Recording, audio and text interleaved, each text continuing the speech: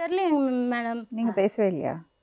First ஒருத்தவங்கள்ட்ட சின்ன பிள்ளைய வந்து பொண்ணு கேட்டாங்க. அப்பா அம்மா வாட்ச்மேனா வேலை செய்யக்குள்ள இட்டுன்னு போய் வச்சது அவர் தான் வச்சாரு, பெரியவர் மூத்தாரு. எல்லாம் நல்லது தான் பண்ணி வச்சோம் உங்களுக்கு. அதை நான் பண்ணி வச்சுட்டு இது மாதிரி இருந்தாங்க அங்கே வேலை செய்கிற இடத்துல.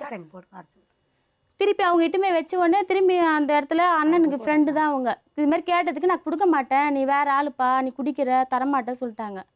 அவள் திருப்பி உன்னால் கல்யாணம் பண்ணிக்கல. ஒரு நாள் அண்ணனுக்கு ஃபோன் போட்டதுக்கு அண்ணி தான் எடுத்தாங்க செல்லு, எடுத்து பேசிட்டு வச்சிட்டாங்க.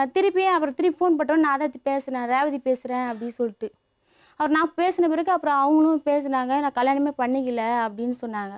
வீட்டில் அம்மா அப்பாவும் சரி கிடையாது. வீட்டில் போய் பேச வீட்டை சுற்றி இவங்களும் அடித்தாங்க, மாமியாரும் அடித்தாங்க, அவரும் அடித்தார் தான். எதுக்கு அடித்தாரு? திருப்பி வீட்டில் இது மாதிரி குடிச்சிட்டு அடிக்கிறாங்கன்னா வீட்டில் போய் ஒரு வாரம் இருந்தோம். திருப்பி புள்ள ஸ்கூல் கெட்டு போதே வான்னு சொல்லிட்டு கூப்பிட்டாரு. சரி சந்தோஷமாக தான் போயிட்டு வாங்கன்னு சொல்லிட்டு அப்பா அமுச்சு வச்சாரு. வந்து அன்றைக்கே குடித்தாரு. குடிச்சிட்டு அன்றைக்கே எங்களை இட்டுன்னு அந்த ரோட்டில் நிற்க வச்சுட்டு 2 பிள்ளைங்களும் எண்ணி நிற்க வச்சுட்டு குடிச்சிட்டு வந்து என்னை அடித்தார். இதெல்லாம் ஒரு காரணமாமா இன்னொரு வாழ்க்கை தேடி போகிறதுக்கு? குடிச்சா இன்னொரு புருஷன் தேடி விடுவாங்களா? திருப்பி அவங்க தான் தொந்தரவு பண்றாங்க மாமியார். இருந்தாலும் வெளிநாட்டுக்கு போ, அங்க போ, இங்க போய் சம்பாதிச்சுமா. நீங்க சொன்னீங்க, சத்தியமா சொன்னீங்க. சரி வெளியில போக சொன்னா இன்னொரு புருஷன் தேடிட்டியா நீ? உனக்கு என்ன பிரச்சனை?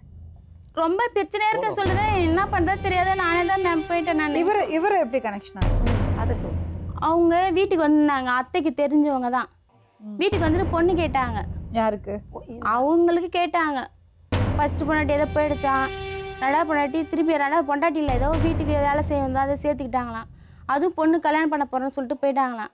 இவ்வளோ டார்ச்சர் இவங்களாம் பண்ணுறதை பார்த்தா இவரும் ரொம்ப மோசம் பண்ணுவார். மாமா அத்தை வீட்டுக்காரர் தான், மூத்தாரு தான். என்ன பண்ணுவாரு? சிரிக்காதீங்க, நீங்க பண்ணதெல்லாம் உண்மை சொல்லுங்க. என்ன பண்ணுவாரு? மேலாம் கை வைக்கிறது கெட்ட வைக்க கூடாது. பார்த்துருக்கேன், போயிருக்கேன். உங்க அத்தை தான் போயிட்டாரு, இருக்க மாட்டியா, போக மாட்டியா அப்படிலாம் மிரட்டினாங்க. பொய்யெல்லாம் சொல்லாதீங்க, உங்களுக்கு தெரியாது.